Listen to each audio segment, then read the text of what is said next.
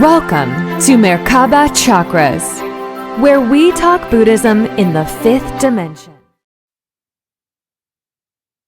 Welcome to another podcast episode of Merkaba Chakras. I'm your host, Vaughn Galt, and today we talk about how we can use the chakras within our aura fields to manifest our next best experience in the highest version of reality with author Dr. Susan Corso. So with that, Dr. Susan Corso, welcome to Merkaba Chakras. Thank you so very much, Vaughn. It's lovely to be here. Oh, thank you for taking the invitation. I went through your work. I love the work. And I think there's even more that we can understand about our chakras and our energy fields, basically our Merkabahs, or in Buddhism, they would call it your mandalas. Mm-hmm. So there's even more that we can learn about this. So I love your book and the work that you provide. So before we get into that conversation about chakras and frequency and how it affects our medical health and your experience here in the physical, can you tell us your story for how you even got into this? I had a psychic tell me when I was 25 that I had been a color healer in Egypt. And I thought, what?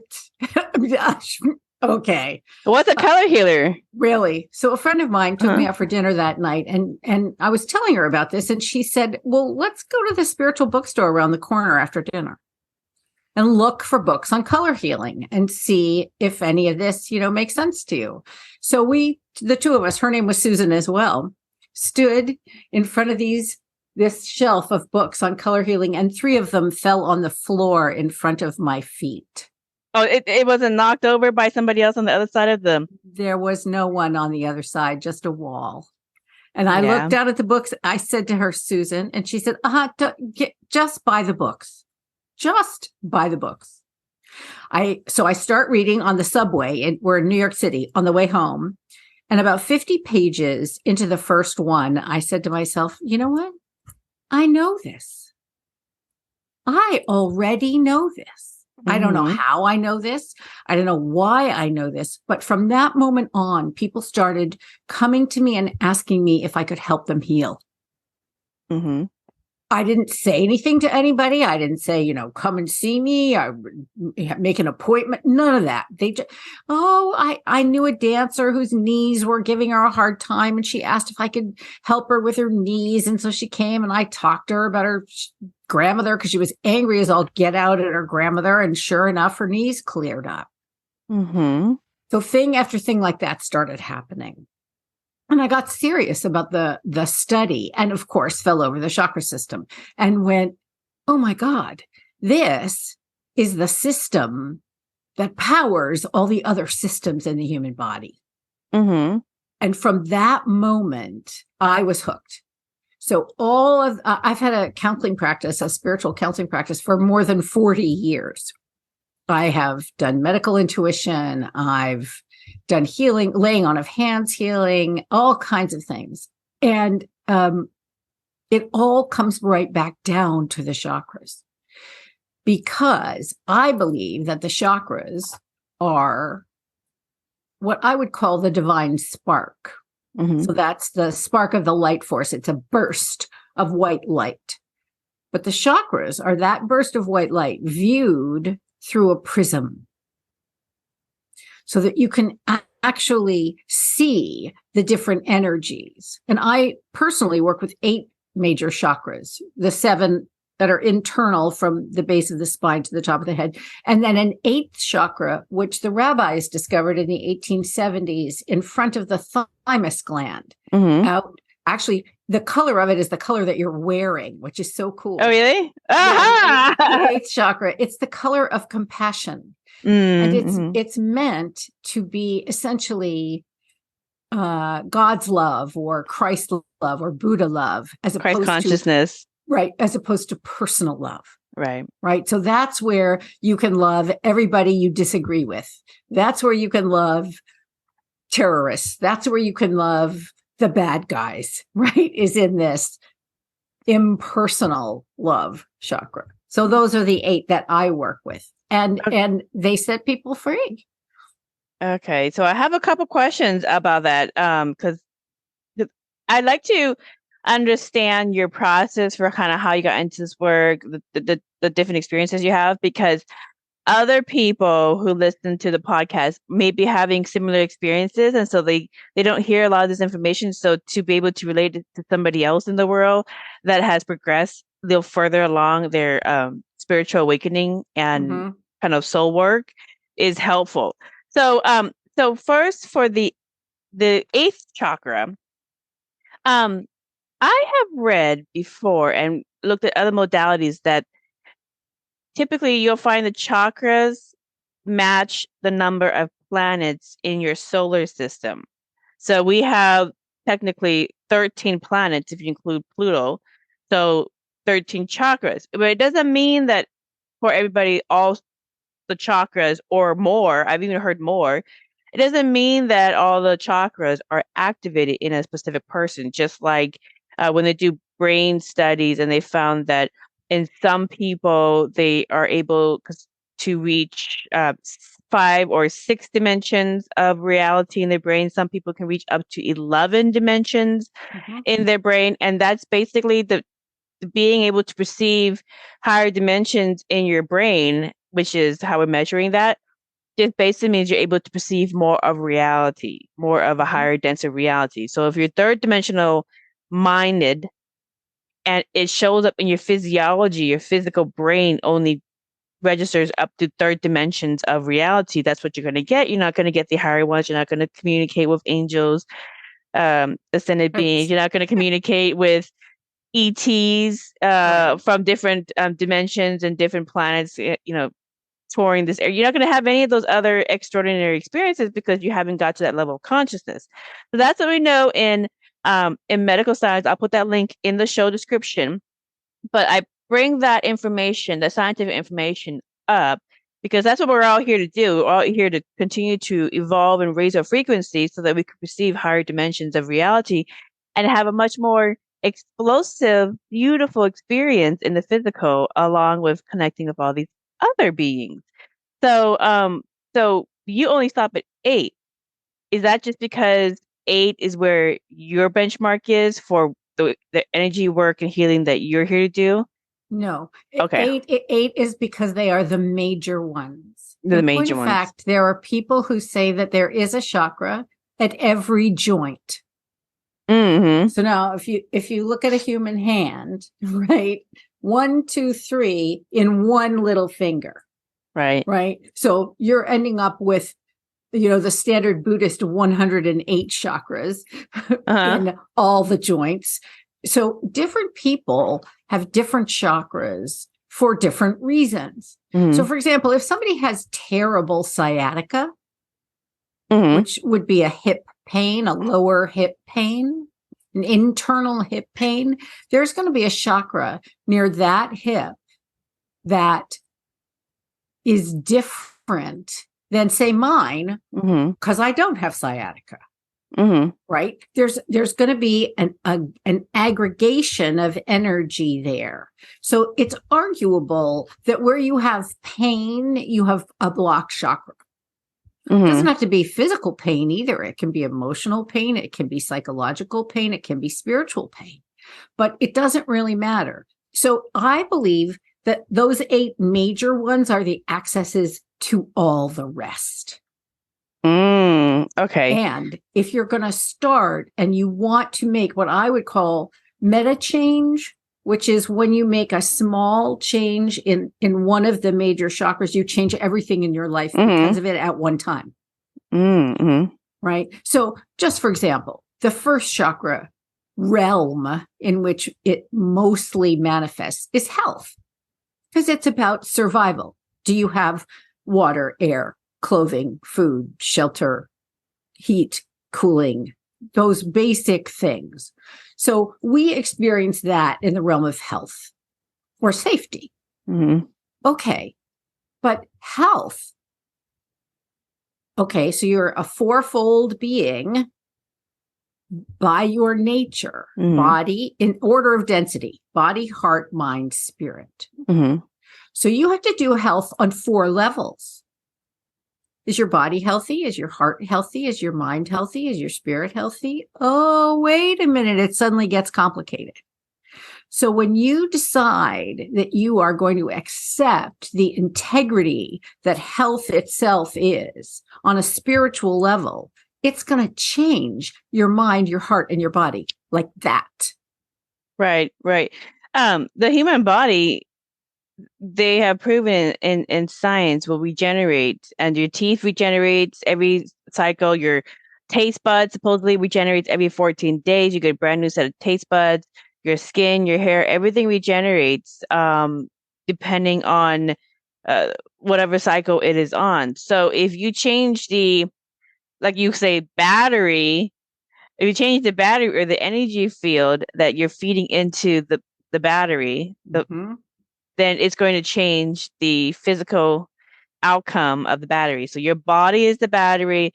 The components that create the energy field for that battery is your consciousness, and that consciousness is held in your chakras, correct? That's right. Your chakras are essentially your personal Akashic record. They're the record of everything.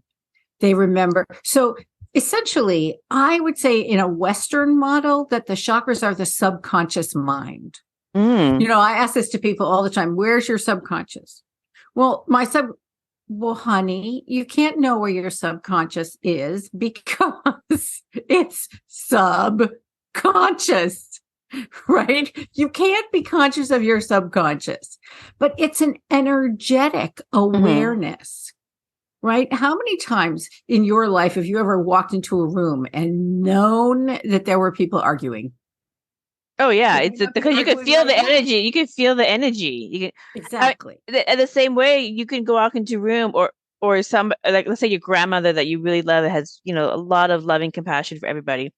No matter how messed up you supposedly create your life at that point in time in your life, can walk into a room and everybody just feels the positive energy because that person is exhibiting, you know, that Christ consciousness, that unconditional love.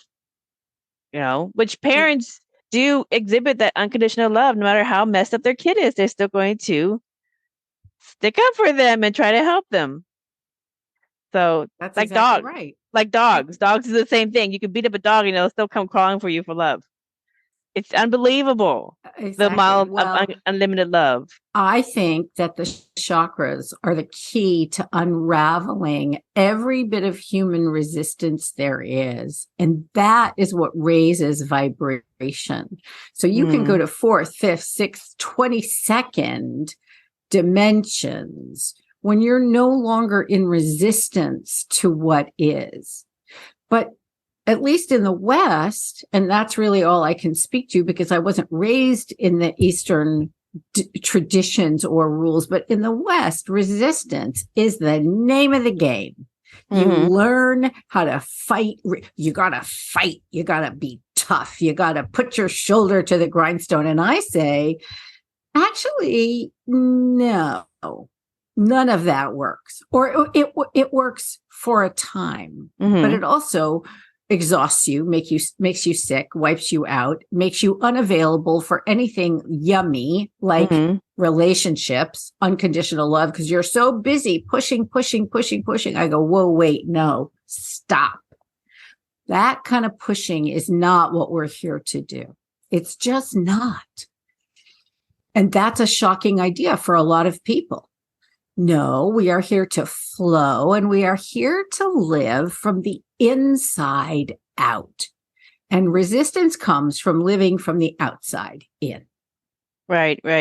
So let's talk about the inside magic that everybody creates from the chakras, which manifests into our bodies as physical issues.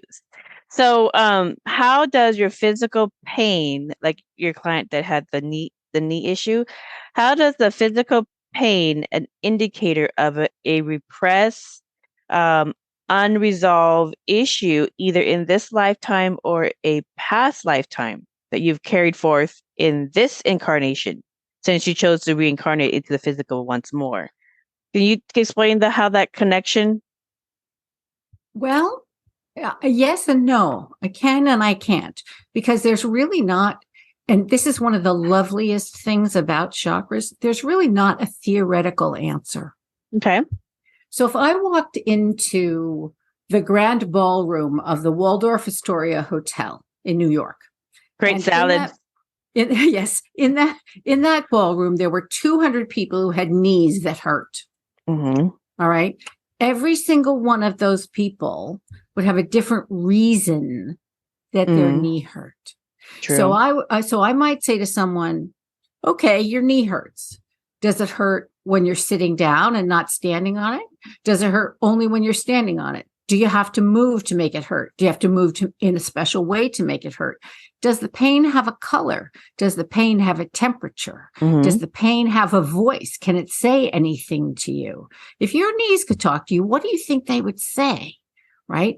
Are you favoring one, which is why it's throwing your hips out, which is why it's throwing your other knee out? So there are so many variables, which is one of the reasons that Western medicine is so frustrating, is that we're still with the divide and conquer model, right? In with bodies. Bodies are, a body is an integrity. Just like a plant is an integrity. I don't mean integrity like, a moral superhero. I mean integrity like wholeness, like an integer, a whole number. You are a wholeness unto yourself. So if your knee hurts, I'm going to say to you, Vaughn, tell me about that. And you might say to me, well, I tripped and fell in a crosswalk the other day and scraped my knee, and it keeps rubbing against my trousers. That's a very different pain than, say, cartilage being gone and bone rubbing against bone, right? So there's so many different variables. Right. Cause and effect. Well, let me ask you about the knee example. What if that person continues to find interesting ways to injure the same knee? Why is it always this knee? Now we're going to have to ask questions of where is this, why does this keep coming up? What am I supposed to let go of that keeps on manifesting the same broken knee? This actually happened to my husband. He broke his knee twice in 3 months. The same knee. It was unbelievable. Anyway, the idea of that is, okay, if you are re-injuring yourself, your consciousness is giving you a message. And that message is, there is something here to attend to, and there is a blessing within that. Now, in the Western model, someone would say to you, something's broken and it needs fixing. I can't look at it that way. That knee that you keep re-injuring is connected to your thigh, and it's connected to your shin, and that's connected to your ankle and to your foot. Like, oh, what is going on here? Right. Like, whoa, wait. So there is a whole science of the meanings of body parts. And knees, interestingly, are often about humility. And going down on your knees, say, to pray, right? To be humble and honorable in front of the divine. But a lot of times what it means is that somebody's exhibiting pride where they need to bring humility. Oh, so I ask, what are you proud of? And it's a shocking question because they think they're there because their knee hurts. Right? Well, wait, pride. Well, I'm proud of this. I'm proud of that. I'm proud of this. And I do better than my brother in that. And I do better than my sister in that. And I do better than my dad did in that. Whoa, what is happening there? But isn't that mostly ego talk because you don't feel like you're enough? Some of it's ego talk, but ego is very good at drawing attention to itself. So there's a lot of pain in bodies because of egoic thought. And I am not of the school that demonizes the ego. If you don't have an ego, it's a serious problem. Well, you need an ego. You need that the dual aspect. Like the higher self needs the ego, the lower self needs the higher self. It's that mirroring effect. That's how we create. So well, and we also then know that there is a Vaughn and there is a Susan, and they are actually 3,000 miles apart. Right. It just depends on the perspective. But oftentimes when I hear that, it comes down to what in your life do you feel like you have to always like one up somebody? Where you have to defend. Well, you always defend, you always protect, you always paranoid, whatever. Right. Or get pushy or obnoxious about it. Like, me first. I'm the star. Right. And that's where you go, well, wait. Okay, so is it more important to you, and this is often a question I ask, for you to have that pride or for you to heal your knee? Right. And then people are looking at me like, what? Like, what? Wait, how does that? I go, well, what if there's something that you need to humble yourself in front of and learn from this person who you're constantly bragging in front of? What if this person is your teacher? Well, all the worst people are our teachers. It sounds really crazy, but every advanced Buddhist will tell you that the worst people that you hate are your biggest teacher, because they mirror to you what either you are or what you know you don't want. But both of those are things that we resist. So those are the people that show up. Right. You know, and at the same time, it's a double effect, because at the same time, you are their teacher because you mirror to them what they are allowed to do and what they are not allowed to do. Mm-hmm. You know, like you being the victim of the horrible person is actually either helping them learn by having discernment and boundaries, going, oh, I guess that's not acceptable, or by not doing anything and letting them just have at it. You're teaching them to get worse before you stop them. You like, instead of raising their bottom, you keep on pushing down their bottom. Mm-hmm. So it goes both ways. You both teach each other. It totally does. It's like a yin and a yang. Right. So you're exactly right. So let me ask you this, Dr. Corso, you previously worked with a medical institution or a medical clinic that had about 20 different doctors. MD doctors, that after they worked with the patient clinically for whatever the ailment it was on their body, they would refer that patient over to you as a client to work with them on a spiritual level to see what it is that's causing this issue, so that they can at least get that mind, body, and spirit health assessment. So can you tell us some cases of what you did in that experience? Oh, yes. So now here's one. This is a shocking one. I'll put your seatbelt on. All right. A woman came to see me. She was an opera singer. And she had lost the top third of her range. She didn't know why. And I've been an intuitive now for 60 years. So I learned to listen to my intuition. And she had a bunch of contracts coming up in Germany to sing all different operas over the summer. And she was going to have to cancel them because she just couldn't hit the notes. And one of the doctors, an ENT, sent her to me. She'd been to ENTs up and down the East Coast. Nothing solved it. Mm-hmm. So I looked at her finally and I said to her, I'm going to shock you. She said, all right. I said, how old were you when you had the abortion? Her eyes got this big and she said, 14. And I never told a soul. So how do you know that? Right. So that's what I was going to ask you. So do you, when you tune into somebody's energy field, is their energy field telling you the little secrets? the energy field, but also I have my own connection to divinity. And that particular connection for me is the Holy Mother. So she takes all kinds of forms for me. Sometimes the Blessed Virgin Mary, often Guan Yin. Oh, Kuan Yin, I love her. Yes. Woo, he's my rock star. Often Guan Yeah. Yin. She who hears the cries of the world in English. My goodness, here this woman is crying out. Why can't I sing anymore? So I said to her, I'm going to give you 2 words.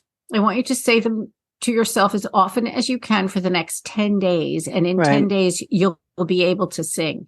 And this woman looked at me like I was out of my mind. What does she have to lose? Really? So I said to her, just like this, te absolvo, which is what a Catholic priest says when you go to confession.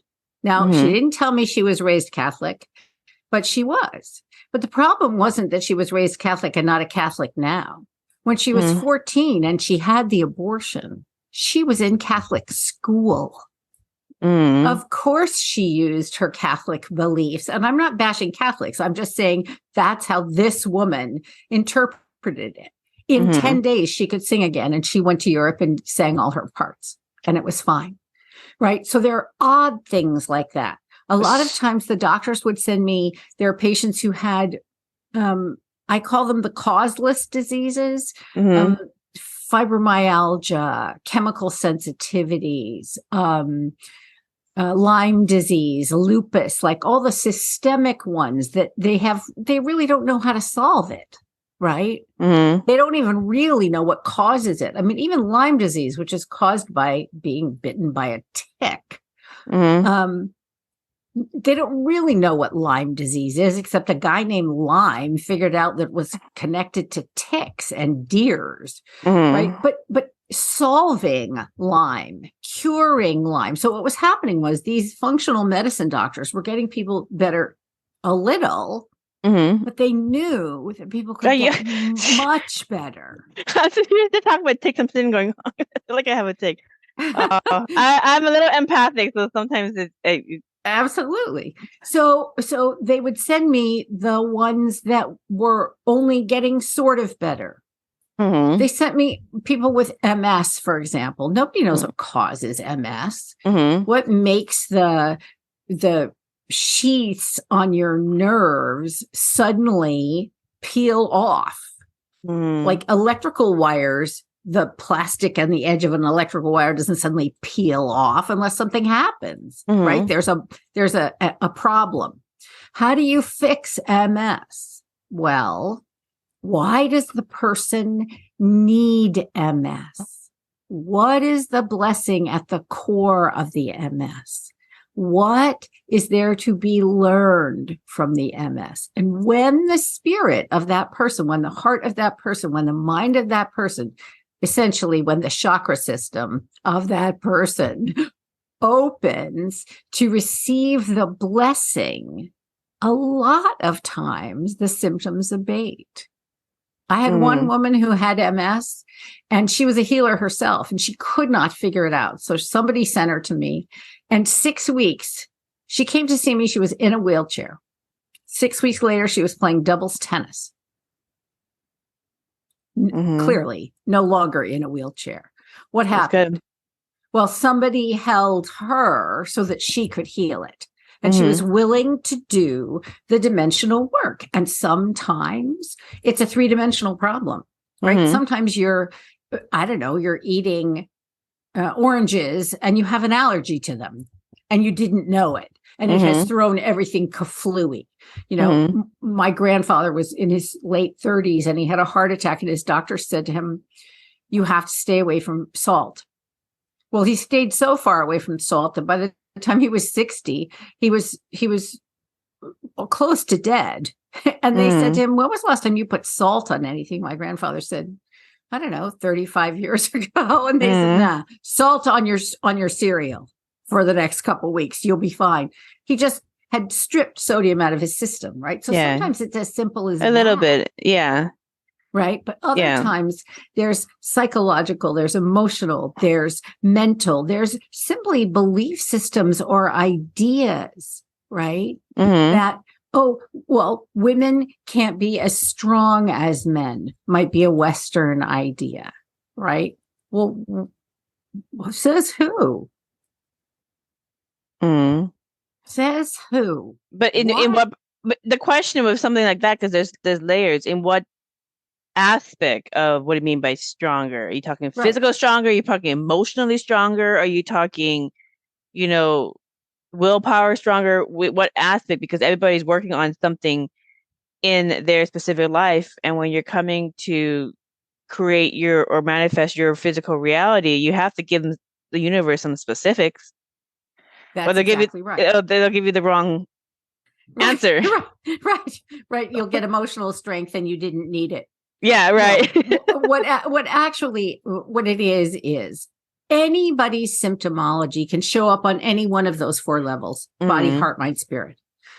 The question is, can you, and it's I will be honest with you, Vaughn. I mean, I've been doing this work for almost 50 years. So that's long enough to get some experience. And I have the damnedest time figuring out my own stuff. It's too close.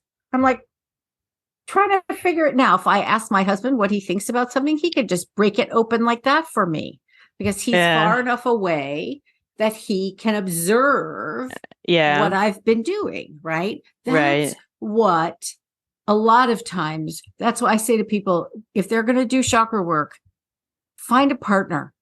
Yeah. Do your own chakra work, but find a partner and get someone who you trust to mirror you back to you. Yeah. Because you live a little close to your own bone, really. Right. Yeah. Right? Even if you really, really, really want to know, still, even that desire to know what's going on can get in the way. It can become a form of resistance, right? Where a teacher or a friend or someone holding that with you could say, you know what, honey, just go paint the kitchen yellow and don't think about it. Right. Let it rise up from within you. Because the chakra system is smart. Yeah. Totally smart. Yeah. What I've found is that the things that we are working on, the things that manifest in our physical body, it's gone through a couple layers to get to the point where it's in our body. That's like the last resort. And so it kind of, you have no choice but to be forced to deal with it. If you can't walk, you broken your leg, you're forced to deal with it. You have a headache and you can't think of anything else, you're forced to deal with it. So when it comes to your body, it's gotten to the point where now this is the last resort. It's to get your attention. And then of course the first thing that typically people are going to do is try to put a Band-Aid on it, which is medical, painkiller, surgery, whatever. Go see your MD. That's a Band-Aid. But it's still sitting there in your chakra field, in that part of your chakra that is contributing to it. So if you don't resolve the whatever issue that caused it to manifest in that part of your body, it's going to come back again and again and again in more creative ways. Hence, keep on injuring the same knee. How can you injure the same knee in 3 months or 6 months or in a year? It happens to my little sister. And I tell her all the time, but she knows the answer and she's working on it.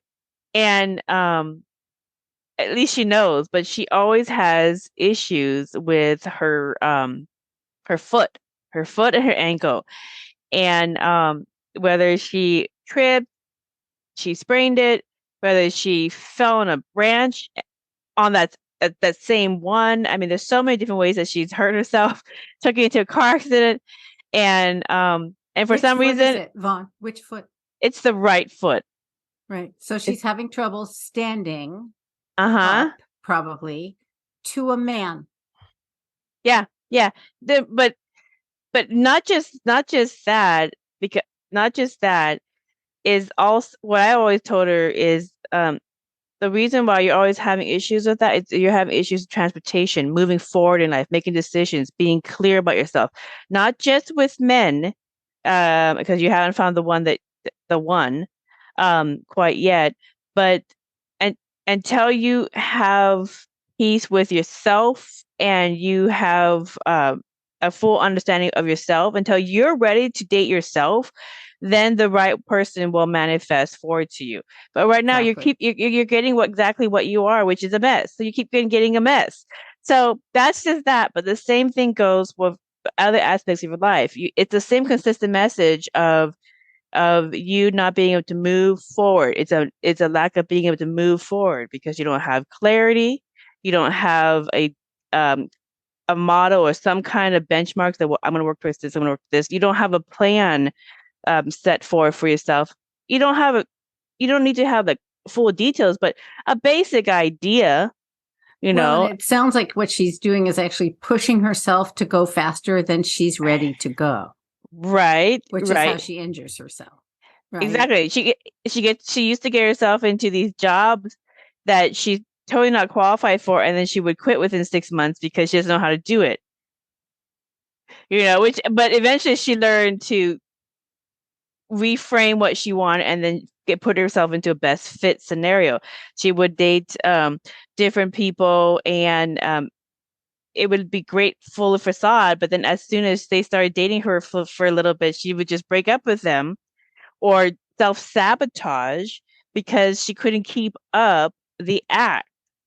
So it's the same thing. It's the same theme over and over again, but that's what manifested was from the body. Her job right now is to turn herself into herself.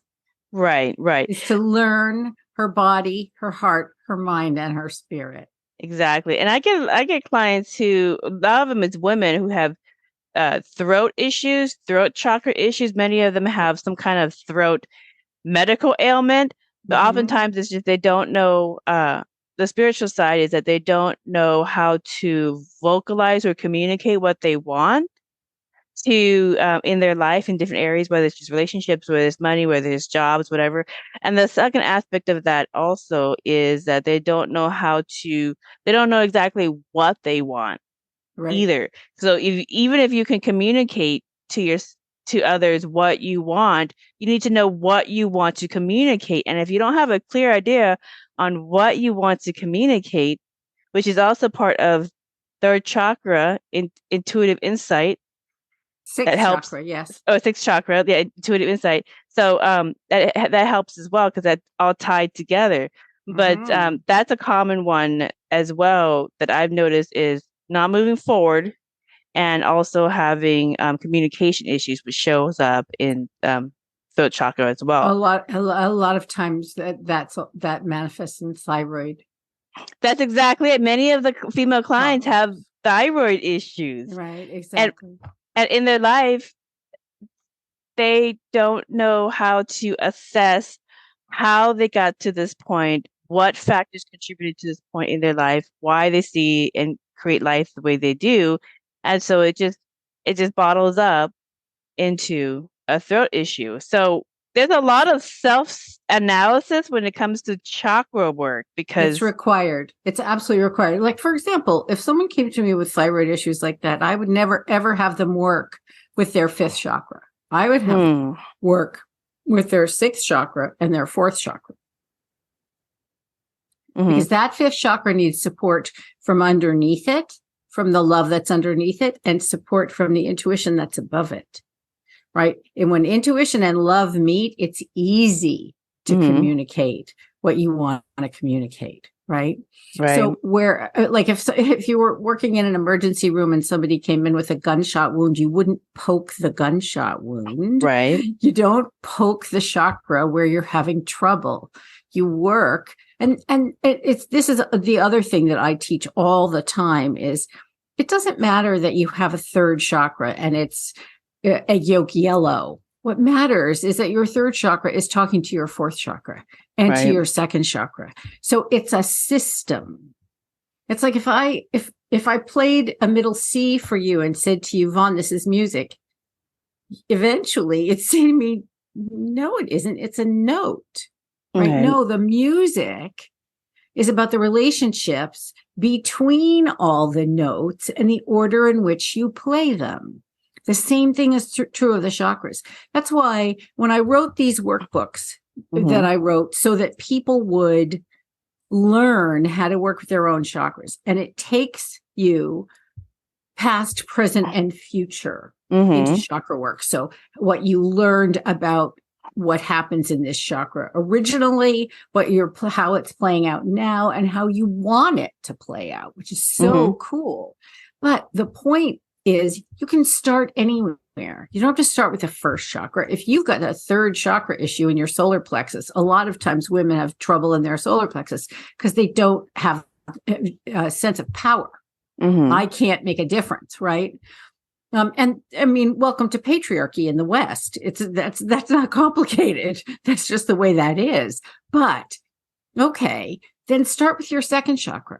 How can you follow your own passions and excitement to give you that power? And how does love in your fourth chakra play into that? You can start anywhere in the system because it's all connected. And if it's not connected, there's a real problem. Right. There's this exercise in Buddhism to help, because not everybody has gotten to the point to be intuitive or empathic with the body and the energy field. We've been doing it for 50 years, so you kind of have it down so you can kind of like feel people's chakras. But there is a way that anybody can do it, and it's a basic exercise in Buddhism. You take a dowsing rod, and you just, if it's pointed on the wall and there's no energy there, it's basically not going to move. But when it comes to people, because we emit these energies from our chakras, if you take a dowsing rod and you point it at the different chakras, if it moves a little bit, that's about normal, it's about balance. But if it goes like woo, woo, goes haywire, it's telling you imbalance, big swings, imbalance. And I've done this for my whole life, and it's always the same.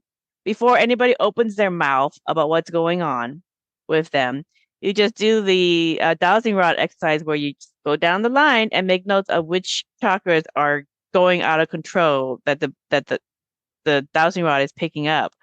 And lo and behold, it's the specific chakra that is related to the specific issue in their life that they're working on. So Exactly. so we can all do this. And when you work on that issue and you get that clarity and that healing, you recalibrate yourself by taking the dowsing rod and going down your chakras to see how your energy is being projected. It will not go into big swings anymore. So anybody can do this super, super easy exercise to measure, is your chakras in good balance.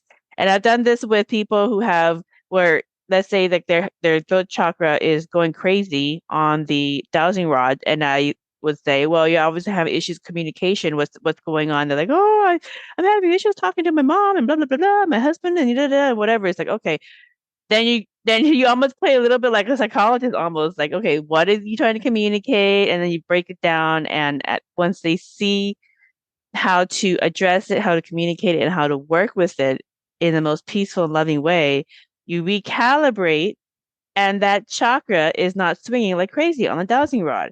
It's that Exactly. simple. And so even if you don't have the sixth sense developed yet for that, you can still do it with the dowsing rod.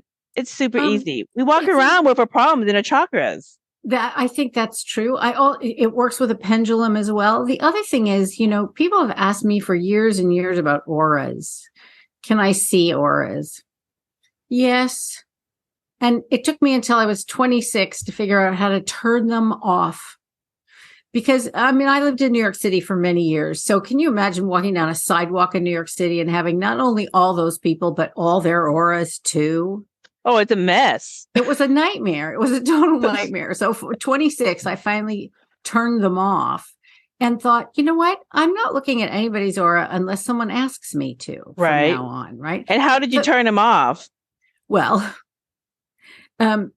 when I was younger and used to get my period, it was much worse when I got my period. So I decided I would look at people's feet on my way home from work one day. And I started to see auras around feet. And it was a Friday afternoon. It was 3 million degrees in New York City. And I was hot and crabby. And I was at 52nd Street and Madison Avenue. And I said out loud like a crazy person, "That's enough."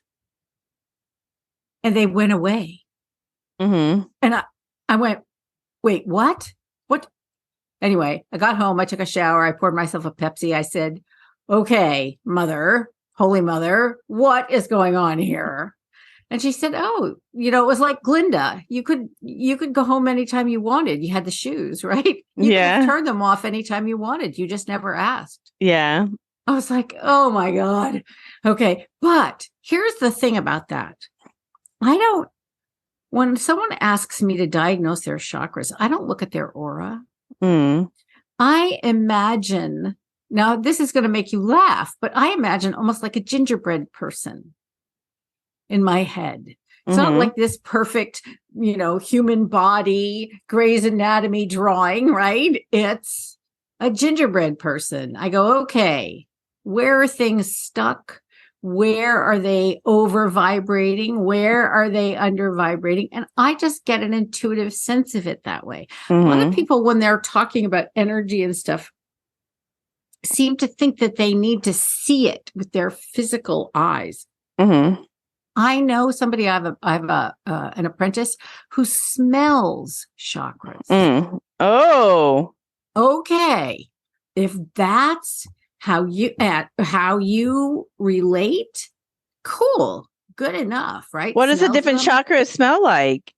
To her, it smells like different kinds of perfume. Oh. And the lower the chakra, the muskier it gets. So this is a person who's got a highly trained nose, olfactory sense. She's highly sensitive. She can pick up on what kind of dryer sheets you use for your t-shirts, she's that sensitive. And she has a memory for scent, right? Like she'll say, oh, those are bounce dryer sheets. It's very weird. But okay, it doesn't, your way of getting your own chakras is the right way. Right? I know people who draw them. I know people who write down stories about them and get that. It is different for absolutely everybody. It's one of the reasons when I take apprentices, I say to them, listen, I'm not going to teach you what I do with chakras. I'm going to use what I do with chakras to teach you what you can do with chakras. Right. Because it's much more important that you have your own skill set than that you learn some way that I developed over 50 years because of what came through my office door.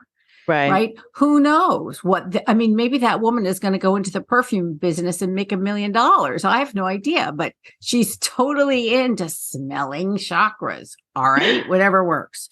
So my point is, wow, these are magical repositories of all of who you are from your inception as a soul.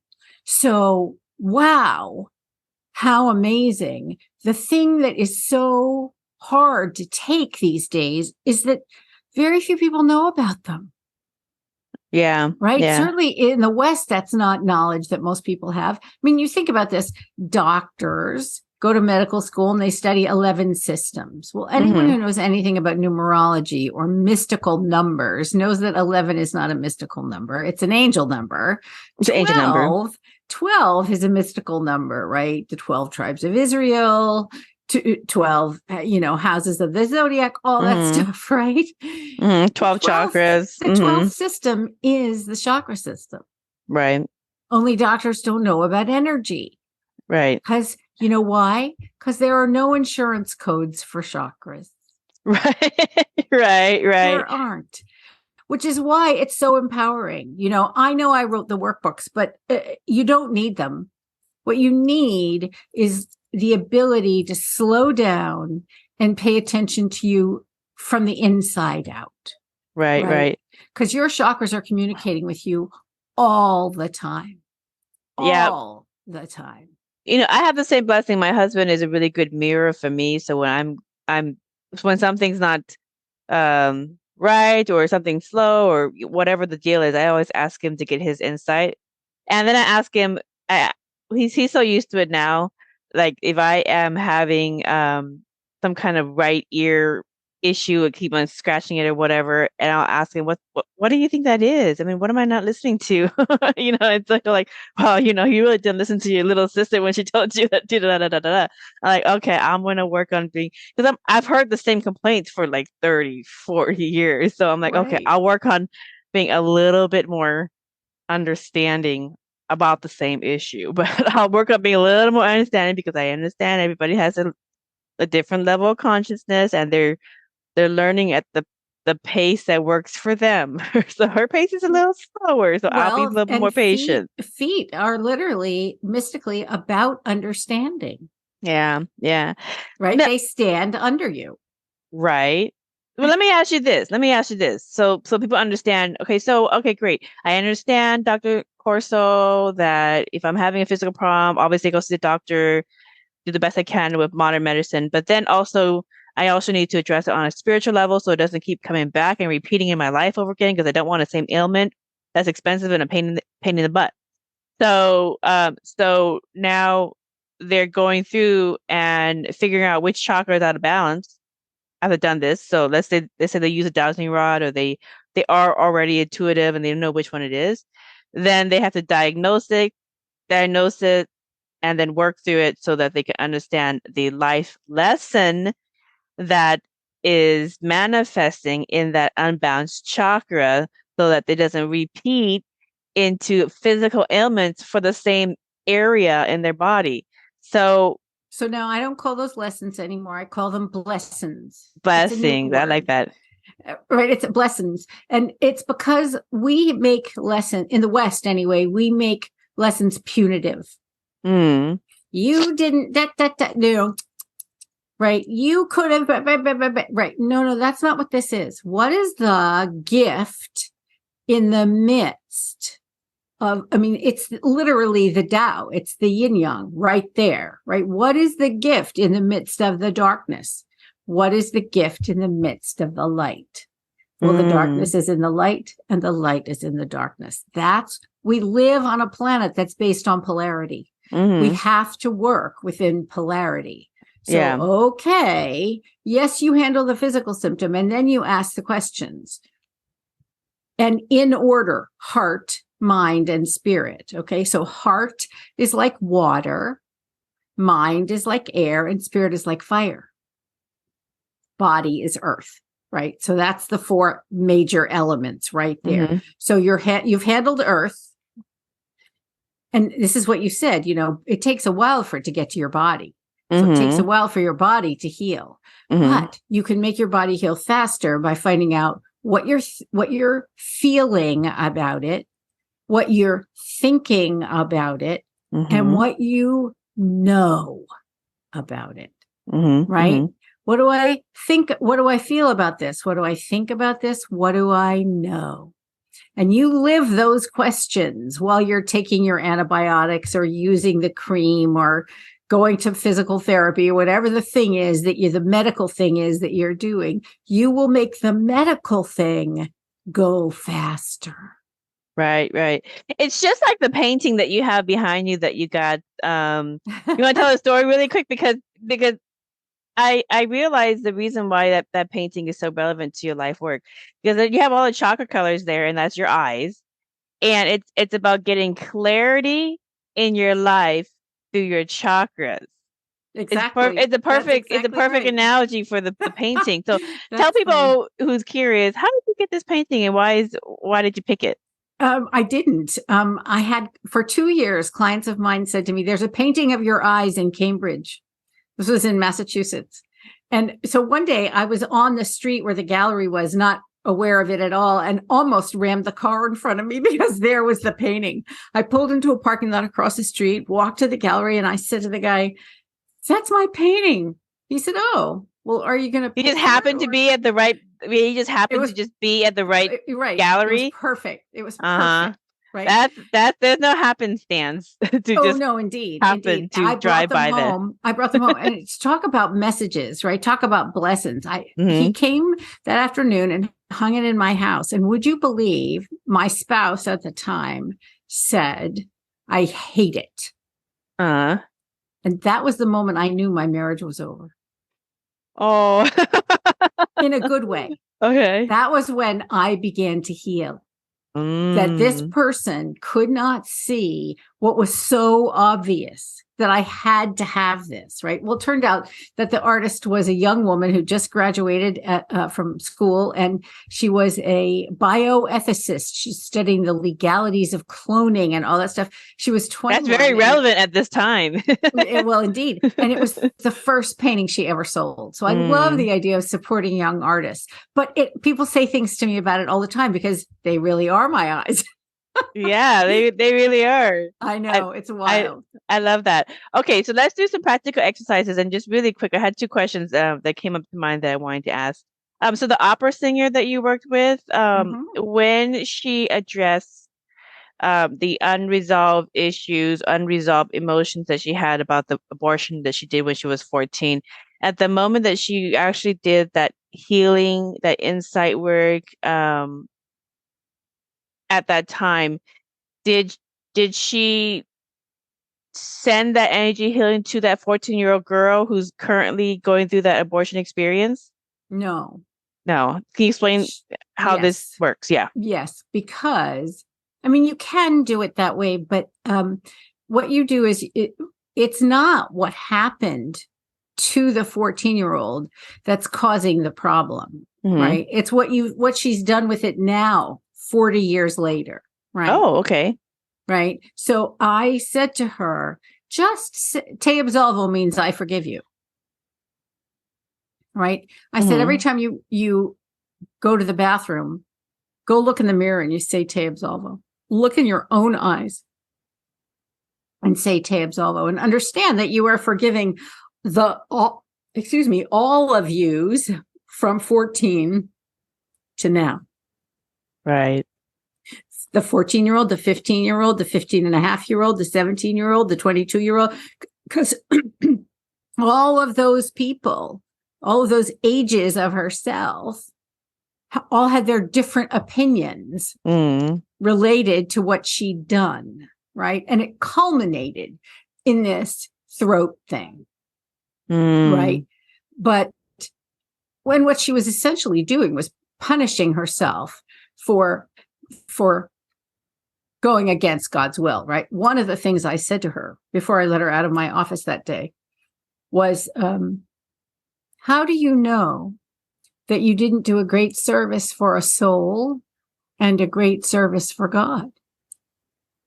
And she said, what? I said, well, some souls only need to be here for 6 weeks. That's true. It's part of the pre-life plan. Right. So how do you know that that soul isn't supremely grateful to you for?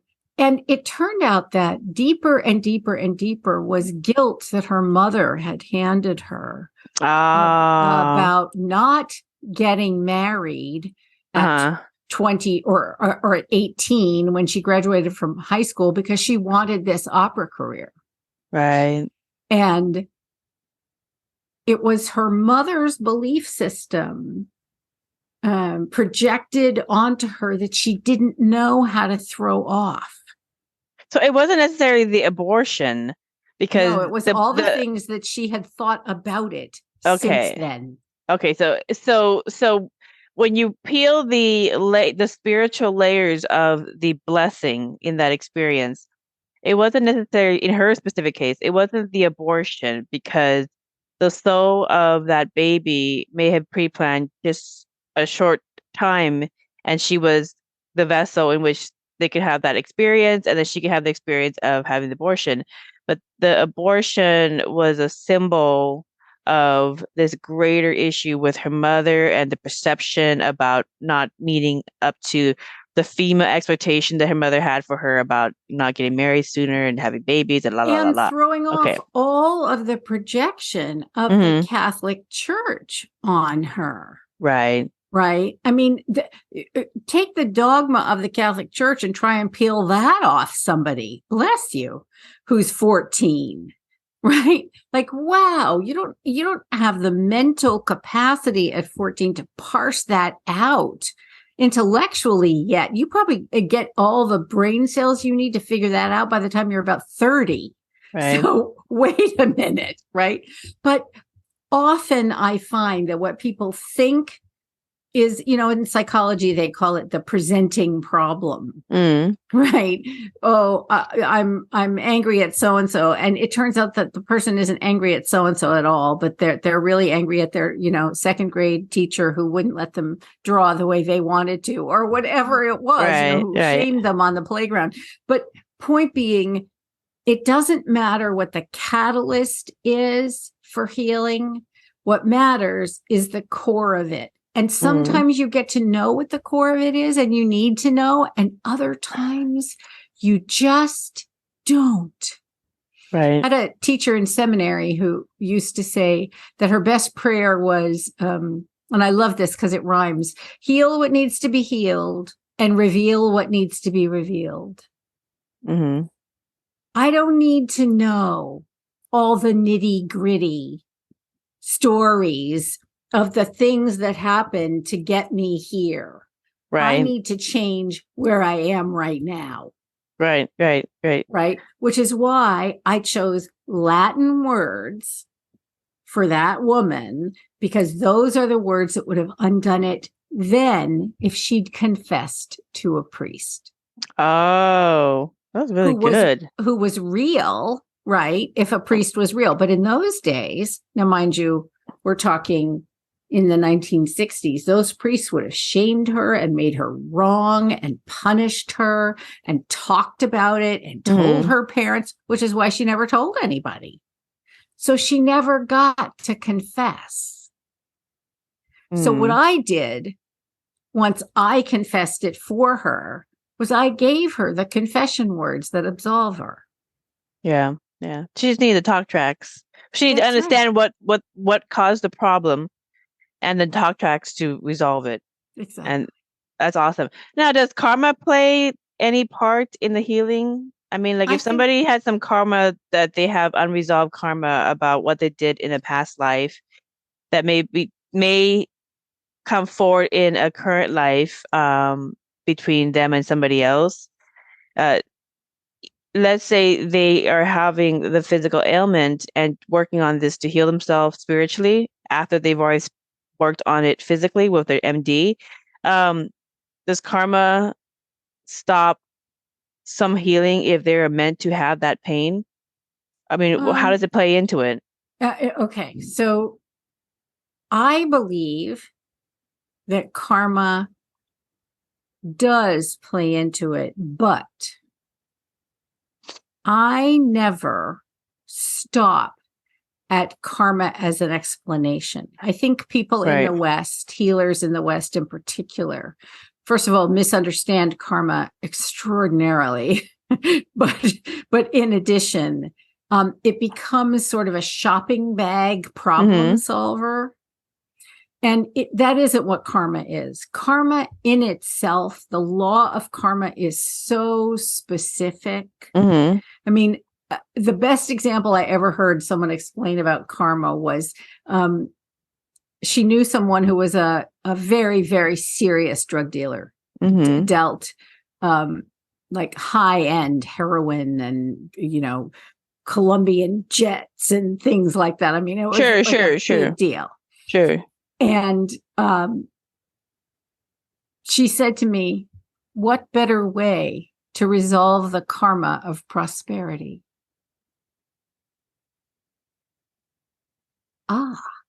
Wow.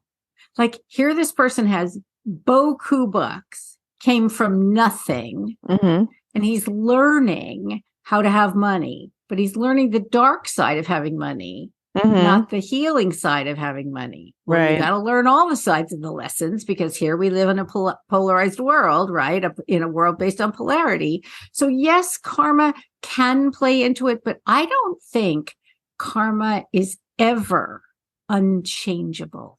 Right. And well, that's I think the key. Right. So in Buddhism, my understanding of karma is just unresolved issues that have created an energy block that stayed in your aura field. And when you choose to reincarnate again into another physical experience, at some point in your infinite existence, that you come back with what you left off with.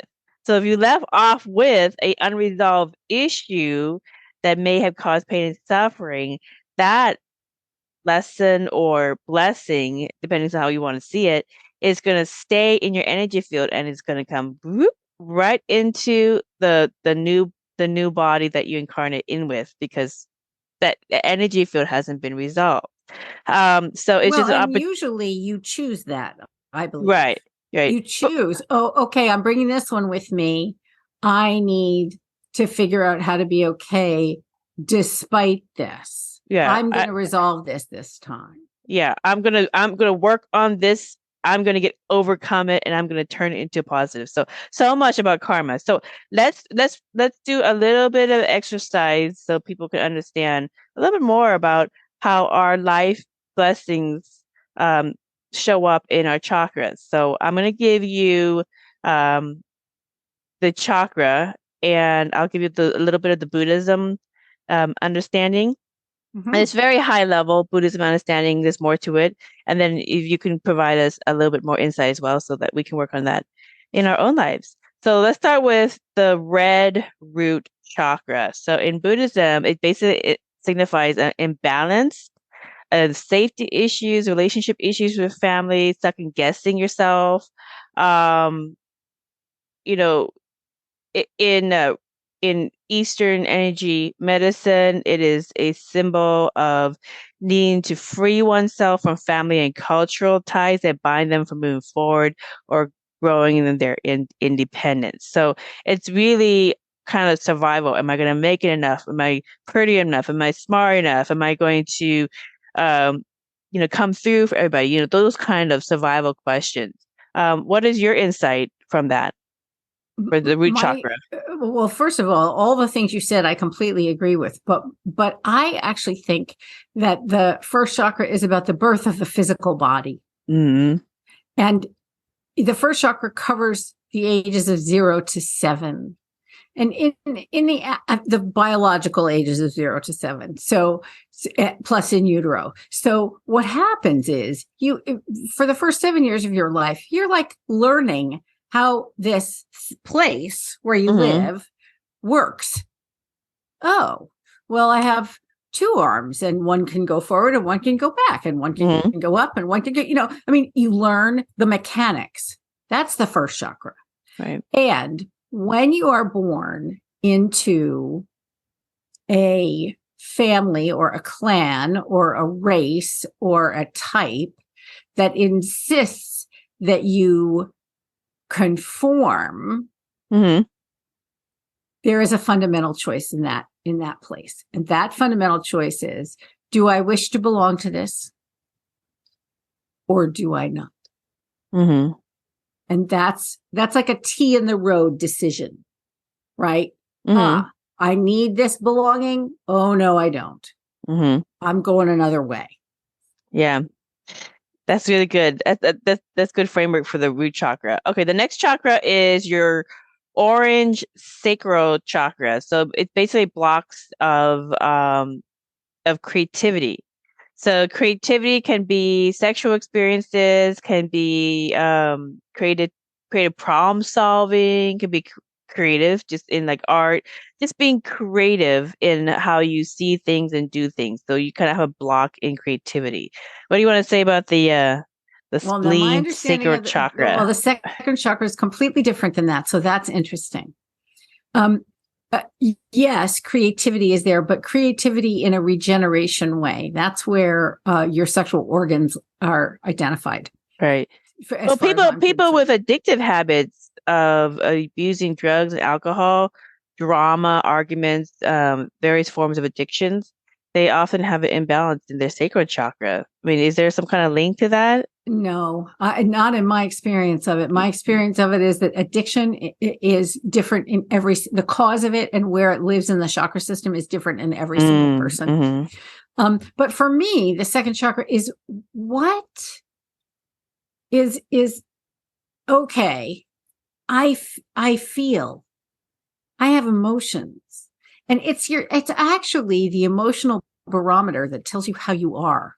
right? Mm. It's that energy that when you walk in the room and you know people have been arguing, you're like, oh, I want to get out of this room, right? Same time, if grandma's there entertaining everybody and she's like a love bunny, you want to go right to grandma, right? Right. Right. But so it's that, how am I in the world? Oh, I'm feeling good, which is why spiritual teachers like Mike Dooley, for example, says the only job that you have is to be happy. Right. This is where happy lives. That's good. That's good. The next one is the yellow solar chakra. So this one just basically signifies weak personal power. Do you want to explain on Yes. what imbalanced chakra, solar chakra would mean?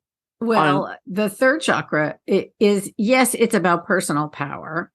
And it's where we actually learn to be confident in our ideas, in how we feel about the world, in actually making choices, right? I think this is where free will lives. It's in your third chakra, right? No, I'll have the turkey, not the roast beef, right? Like the people who decide, right? This is where decision is made. It's where, and decision is a fascinating word because it means from cutting away. Right? Cutting away the other choices. Yes. Right. Like decision as opposed to incision, which is cutting into, right? Yes. Decision is cutting away. So this is where you cut away. No, I don't think I want to be a ballerina. I think I want to be a fireman. Okay. That's a very different path. That's where you do that. Awesome. Awesome. Very good. The next one is we talked a little bit about this, the throat chakra, which is basically heart chakra. Well, I'm doing I'm sorry. Yeah, you're right. I just skipped the green heart chakra. Sorry, the green heart chakra, which signifies the ability to give and receive love for yourselves and others. Amen to that. And it's personal love. So this is the love that you have for your family, for your siblings, for your boyfriend, your girlfriend, your dog. This is the personal love that you feel right now and that you receive, that you give and that you receive, right? I can always tell when somebody's ready to be in a relationship again, because what they say is not, I want to be loved again. They say, I want to love again. When you're focused on the giving part of the love, you're ready. Yeah. It's not just about me. It's like, I'm ready. I'm already in the position where I'm ready to give it. Okay. So the next one is the turquoise throat chakra. There you go. Okay. Communication issues. Yeah. So we talked a little bit about that. I think this is where creativity lives, but creativity in the sense that in Western civilization, like it, don't like it, we live in a Judeo-Christian world. And what that means is that our mythological divinity spoke reality into being. It's true. This is where we speak, let there be. This is our let there be. It's the first frequency. It's the first frequency. What is it? Yeah, sound and frequency creates physical form. So that's right. So how do you express your ideas, your decisions from your third chakra in your fifth chakra, right? You say, no, I don't want turkey. I'll have roast beef. You'll say, no, I don't want to go out with that guy. I want to go out with that guy, right? No, I don't. I want to wear pink, not black, right? I mean, so this is where you act on your choices. Right. This is where you risk because you say what you want. And it's so interesting because so often when people come to see me about fifth chakra issues, it's actually neck trouble, not throat trouble. This area. Right. So the neck is the opposite side of the throat, everybody. This is not complicated. And and neck trouble usually has to do with being stubborn about something. Right. In Western scripture, the stiff-necked people, right? Stubborn. What are you being stubborn about? Are you being stubborn about something you do want or something you don't want? This is where the action of free will happens, right? Which is why, so interesting, you'll like this. I say all the time, but most of us live on free won't, not free will. That's true. Which is ridiculous. Think of the number of times you've heard somebody say, oh, I just don't want you to feel blah. I just don't want this to happen. I just don't want that to happen. I stop people now. I don't have the time or the patience. Many people say no more than they say yes. Yes, exactly. And why would you want to spend any time focused on what you don't want? But that's what we do all the time. We're constantly saying no and stay with me. And oh my God, this is about what you do want. Putting walls around things. Free will, taking action. And and you have every right to be quiet until you know what you want.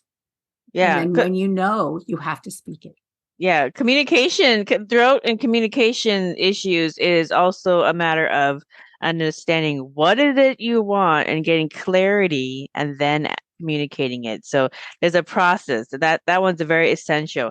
Your book, God's Dictionary, kind of helps approach these tough questions with grace. So just so people, that link is in the show description as well. I'm very proud that the 20th anniversary edition of that book is out. Yeah, well, perfect timing. Okay, 2 more chakras. The third eyebrow chakra. Right. I skipped one. The indigo brow chakra. Yeah. Mm-hmm. So this one signifies spiritual ambiguity. Do you want to add insight? Oh, that's interesting. Yes, I would say this is where your intuition lives. This is where you know from the inside out what you want. Right. Lacking a connection to your higher self as well as a direct connection to God. Direct connection to God is the 7th chakra. This is 7. Is the direct connection to your God self. Oh, okay, your God self. Okay. Right. Your divine spark. This is the highest part of you that is within you. And then you have the violet 7th chakra, which is the crown chakra, which is your direct connection to divinity. Right. Right. But this one is, what do I know? And I honestly believe, Vaughn, it's like intuition. It's like a foggy intuition. Everybody has intuition. Everybody does. No one without it. Mm-hmm. Now, do we honor it? Do we pay attention to it? Do we listen to it? Or I knew I should have done that. I knew I should have done that. Right. Darn it. Right. Yeah. And after a while, if you actually use this is what I recommend to people. Use your intuition for low stakes things. So let's say you have 3 errands to run. You have to go to the bank and you have to go to the dry cleaner and you have to go to the grocery store. Say to your intuition, what should I do first? Mm-hmm. Right. Now, normally you would go to the bank first because this and this and this and this and this. Now, and your intuition says, go to the grocery store. So you go to the grocery store and what happens? Well, you run into somebody who you really needed to see. Right. Yeah. Your intuition. Yeah. So use your intuition for low stakes things. And then when you do, and you get used to what it feels like inside you, then you can use it for high stakes things. Don't start with, shall I marry him? Really, don't. If you want to know about that, you call me and you make an appointment. That's hilarious. Oh, that's the guy's not gonna like that one. Sorry about that. Or should I marry her? Or should I marry her? Right. That's right. Both ways. In your book, God's Dictionary, it really helps reframe some of the same statements so that it's more impactful. One of the things is when you understand and get clarity, then it's a matter of communication and reframing it so that it comes out, it's delivered and received a little bit more successfully. So I'll give you a Buddhist example that I would typically do, and you provide me a suggestion for how to reframe it. Okay. That's really what I do most of the time is reframing. We're constantly reframing consciousness and reality. So we're constantly because we'll get thrown different blessings and like, okay, how do I reframe this? How do I get clarity? How do I see this in a more beneficial way? So and that's the journey. That's the sojourn. So the first example is you understand this from the West. you got to repent and ask for forgiveness. Repent, repent, repent, repent, repent. And it's gotten so much of people like, can you define what repent is? And most people are like, just repent. Okay. So the Buddhist perspective of this common solution is I acknowledge my error. I seek to make right what I did wrong. I let go of the anger of what you did to me, and I let go of the anger of my part in the situation. I release myself from any attachment that I had to this suffering. That's the Buddhist example of you got to ask for forgiveness and repent, repent, repent. So what would you say for this common It would phrase? depend on what the situation was, right? Okay. But 9 times out of 10, I would say repent means turn around. Mm. Right? So that has several ways to interpret it. One is turn your back on the situation and ignore it, let it go. Right? That's the detachment piece that you're talking about, right? No, you don't have to tell the story over and over again. You know, we dig our own neural trenches by rehearsing our difficulties, right? Oh, God, yeah. We torture ourselves by rehearsing it over and over again. Oh, right. And don't even get to the solution part of it. And telling and posting it on Facebook. No. Don't do that. Don't do that. Repent means turn around. Let that go. But the other thing that repent can mean is to walk around behind the other person who you hurt or who hurt you and to attempt to look through their eyes. What happened for them? You can only clean up your side of the street. The Buddhists are right? But that doesn't mean you cannot bring or offer compassion, care, and kindness. That's what the 8th chakra is about. It's about immunity from hurt so that you can offer God's compassion when you yourself don't have any. Right. So I don't like you very much right now. I don't really love you right now, but God loves you anyway. Yeah. So I want to try to bring my best self to this. Can you tell me what was going on for you? Right. And oftentimes I've found for in many cases, it's unknown behaviors that they have adopted from being influenced by their childhood and the different people that have come through their life. And they have picked up certain belief systems and patterns from their upbringing that unconsciously is a pattern that's been carried for multiple generations. So, and you did a gesture or something that pinged it and got it going. That happened to me once. I was what happened? In my own kitchen. Someone was fixing breakfast for me. She reached up to the cupboard above her and I flinched because somebody, when I was a kid, used to hit me from that exact angle. Right. She said, what just happened? What was that? Where did that come from? Yeah. Right. Exactly. But we cleaned it up because I knew immediately who it was. It was amazing. Yeah. Really healing. See, and that's very, very progressive consciousness to immediately notice that was off.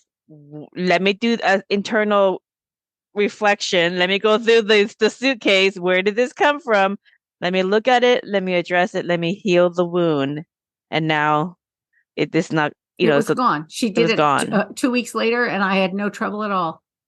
That's how it works. It's that easy. Reach for the same pot. I just was like, wow, that's so weird.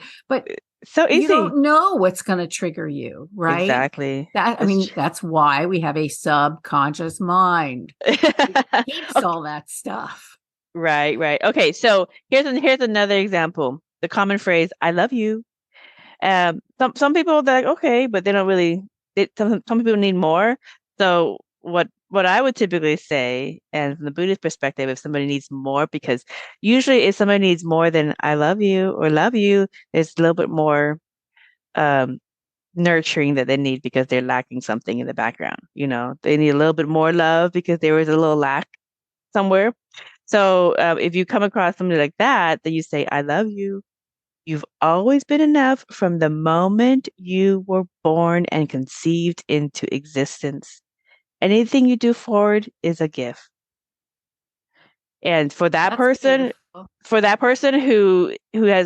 who is lacking on love somewhere in their past, and they need more than just a simple "I love you" hug, that something like that would usually fill that void up really quickly. Because That's interesting. That's it's true. beautiful. Yeah. What would you say to somebody who I needs would a say little that bit more love? what that person might need is more I love you said like that, like you said it, is usually a hello or a goodbye. It's not it's fast, right? And what that person needs is a little more attending to than that, a little more attention. So what I would do for a person like that is not say the words you said. I would touch them. I would touch them and say, I love you, and really connect, right? Eye to eye, actually connect chakras is what I would do. So that look in people's eyes, people. If right, you're going to communicate with them, you got to look into people's eyes. right. Felt seen, really seen. Because a lot of times those social expressions are used actually strangely, and I know you're going to know what I mean, Vaughn, to distance ourselves from people, not to connect. And this is, and I don't mean to bash social media at all, but I am not a fan of social media by any stretch. And the reason I'm not, it's a double-edged sword. It's a vorgy. Well, it's because they're called Facebook friends. Yeah. Right? My definition of a friend is, would you come and get me out of jail if I were stuck in Lima, Peru? And you were my one phone call, right? Yes, if you were I my would. one phone call. If you're my best friend, I would. I would. Right. But that's not who's your Facebook friend, right? That's not who your Facebook friend is usually, right? Those are people you know, right? If you feel like you have to curate your life in front of some people, those aren't your friends. Right. Those are acquaintances or colleagues, but they're not friends. Yeah. Real friends you don't have to curate your life for. Yeah, yeah, exactly. I would definitely agree with that. Okay, so how do we use peace to transform fear in these common examples people struggle with? So I'm going to give you a common fear, and I would love you to provide your insights. So these are the common fear, and you wrote about this in using peace to address them. Fear of dying of an illness, such as a super flu, which is showing excessive masking and hypochondria in some people. Yes. That's actually a fear of trusting that you'll be all right. So what aren't you trusting? Well, you're certainly not trusting other humans. Right. Is in a scenario like I had somebody be so scared that because I didn't get a certain inoculation, they told me that I should just die. I sat with them for 14 years in the office next to them. That's how much fear that person had gotten over it. God bless them. But yeah. I listened to my doctor, and that was not the right answer for that person. Right. So the bottom line is, you know what? Trust. We like to talk about having trust issues. That and what that means to most Westerners is I don't trust other people. Here's what I say. Garbage. If you have trust issues, who you don't trust is yourself. Right? Start at home. Or do you have a connection to the cosmos? Do you have a connection to the Buddha within you? Do you have a connection to the God within you? Do you have a connection to the Christ within you? Do you have a connection to divinity at all? Because if you do, part of that is trusting that you are in the right place and you are doing the right thing. So if you get that dire disease and you, more than anything in that scenario, I would say that's about anxiety and a feeling of being out of control. Okay. Yeah. Well, guess what? People survive from illnesses all the time, deadly ones. Not only that, but we have this, in the West, we have this unbelievable illusion that we're supposed to be in control. Excuse me? In control of what? Here's where you're in control. Watch carefully. Between here and here, That's where your control begins and ends. Right. Right? Yeah. I don't get to control other people. And excuse me, I can barely control myself. Why would I want to be responsible for controlling other people? Right. Well, I forgave that coworker the minute that was spoken, because I understood the fear and the lack of love that person had. So I forgave them. Here's another one. The fear of World War III, famine, and dystopia. Oh, yes. This is a common one. We tend to imagine worst case scenario. Right. Right. Right. So I want to upgrade the notion of that, right? Human beings tend to go toward pleasure and to avoid pain. Right. Very simple. That's like basic psychology. Yep. Well, except that here you are with an ice cream cone, with your favorite kind of ice cream, and you're having your ice cream cone, and all of a sudden you think, oh my God, I'm going to finish this ice cream and then I'll be in pain. But wait a minute. Wait a minute. You have the ice cream in your hand right now. And so you're in the middle of pleasure. But when you're in the middle of pleasure, you're worried that you're going to lose the pleasure. Whoa. Well, you're never in the moment. That's right. You're never in the moment. Yeah. So dystopia is some kind of fantasy prophylaxis. If I imagine the worst thing that can happen to me, it won't. Right. But then you attract it. Well, exactly. And it's like, I chose the word prophylaxis on purpose. Condoms don't work when they're in the drawer. They only work when you use them. Right? Yeah. The same thing's true here. Okay. You can most imagine of the time. Yeah. Right. You can imagine dystopia if you want and scare the bejesus out of yourself, but nobody's doing that to you but you. Right. You can only resolve the issue, whatever the issue is, at the moment it's happened to you. Like you have to, until it happens, it's kind of premature to use so much energy. It's a theory. Okay. Yeah. I was on the phone today with a client who said, I'm running out of money. I have all the money I need for February. I have all the money I need for March, and I have half the money I need for April. And I said, you're not allowed to worry about April until March. Exactly. Your fear of not having enough to survive is premature. Like, wait a minute. You haven't even lived yeah. Right. And I finally said to her, okay, why do you have to be worried? Why do you have to be fretting? Like you don't recognize yourself in the mirror if you're not freaked out about something? Because maybe you ought to change your mind about that. She went, oh God, what a great idea. I don't have to be freaked out. No, sugar, you don't. Right. You choose to be freaked out. You could take everything with a grain of salt.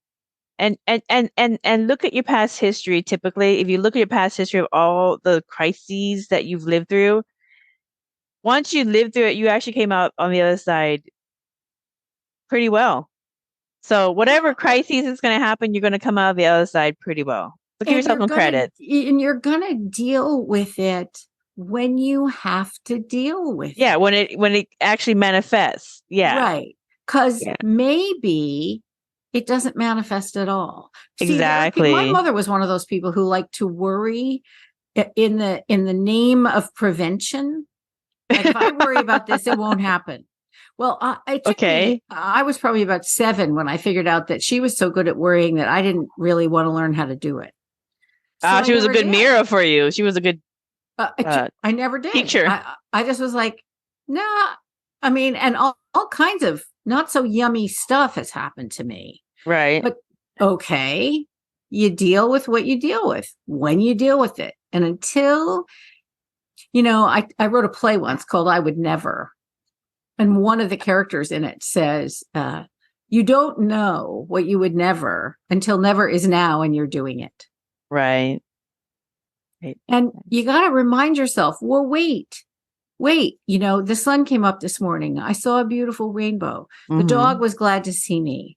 I got the baby to daycare on time. I got to work on time. I had my favorite soup for lunch. I mean, the practice of gratitude in the moment can resolve a whole lot of that.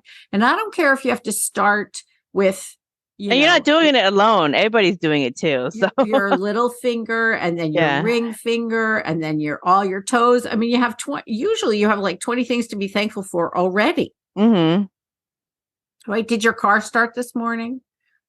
How's the weather? Like, wait, divide things into teeny tiny pieces that you can appreciate. Right. Right. I take this to the notion of people love predicting the future. They like the scare. I think people kind of like the scare. They like to be spooked a little bit. It makes them realize, "Ooh, I'm alive." But if you took all of your hard knocks that you've experienced in your life so far, and you told yourself before them happen when you're little, like you're gonna have this divorce, you're gonna have this, you're gonna lose your house, whatever these things. How scared would that kid be to grow up? Because they know, oh, it's going to be so bad. But if they just learn what they learn to be the most capable person, and then they go through those life blessings, they always come as they're going through it and dealing with it bit by bit as it's happening. They come out on the other side stronger, better, more capable. For the most part, they trans they transcended the experience very, very well. And their own imaginary limitations. With it, exactly. Right? Like, I could never deal with that. How do you know? You don't know what you could never until it happens. Yeah. That's right. So all you could do is prepare yourself as best as you can, and then just. Well, and you can't. My dad was killed in a plane crash when I was 5. And who plans for that? Right. Right? My mother then married 3 alcoholics in a row. Okay, that wasn't fun. But it happened, and I'm still sitting here, and it's all right. And I made some pretty serious decisions for myself when I figured out what was going on, and that was I wasn't going to drink. Nope, I saw where that road goes. Not walking down that one at all. Not daytime, not nighttime, not nothing. Right?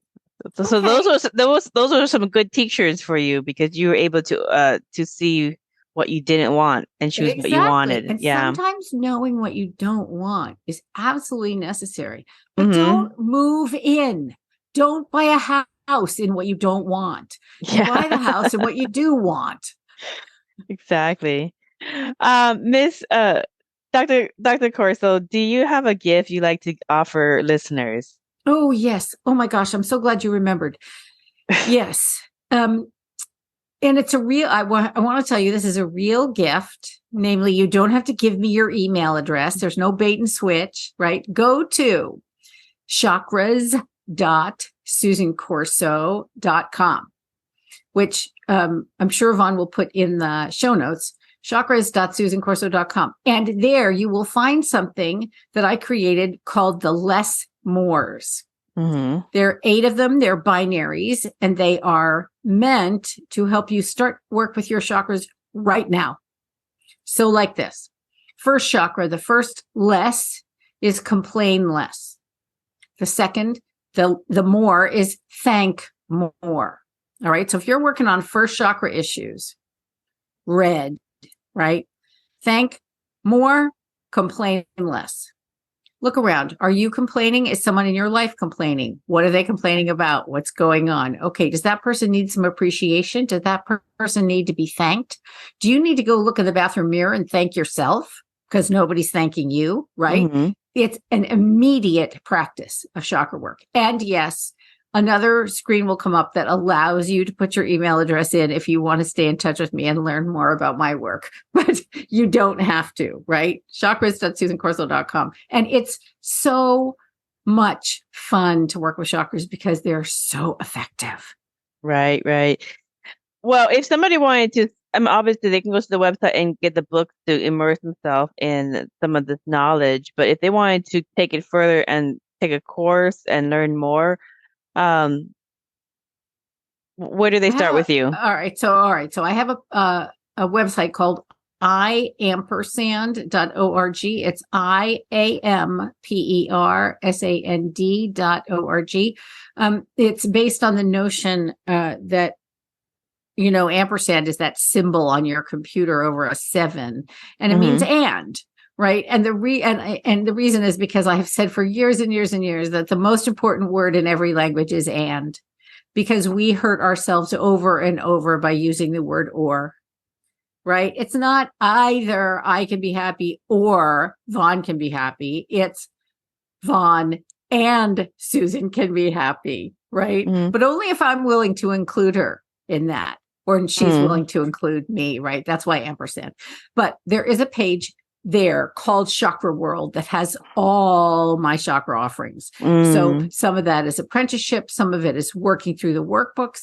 Some of it is classes you can take. You can have the chakra lifetime quiz and find out what your lifetime chakras are, which is very exciting. And I'm actually working on something very cool right now that I'm in the process of figuring out how to teach this to people, but it's a combination of chakras and astrology.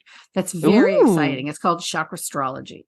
So I'm constantly working on chakra things. So that's where you find me. And there's a contact sheet there, and on my fiction site, because I write a lot of metaphysical fiction. So I write fiction about people who want to live based on spiritual principles every single day, because I couldn't find any books about that. Right. The first 2 books that I knew of that were about spirituality were The Celestine Prophecy and The Da Vinci Code. Right. But those are action movies. Those aren't books about people who live spiritual lives.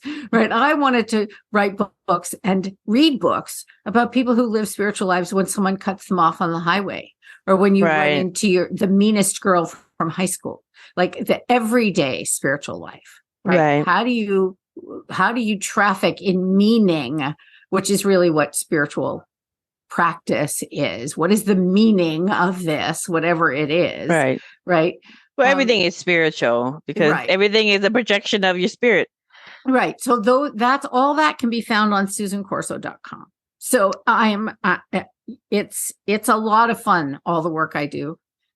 Awesome. Well, do you have a last message for fifth dimensional people of Earth?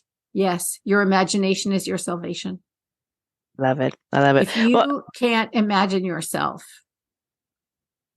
in this fifth dimensional reality, you can't go. It's that simple. Just imagine it. You can go there. Yeah, that's awesome. And where do we go? Wherever you want. Ooh, I like that. That's a good ending. All right. Well, Dr. Susan Corso, thank you for offering your lifetime work in seeding your novel with metaphysics, and also for teaching us more about how our human aura affects the experiential reality we attract. So for more information about Dr. Susan Corso's books and offerings, please visit her website, susancorso.com. The other website links are also in the show description below. And thank you kindly to our listeners for listening to another enlightening conversation. Until next time, blessings. Mwah.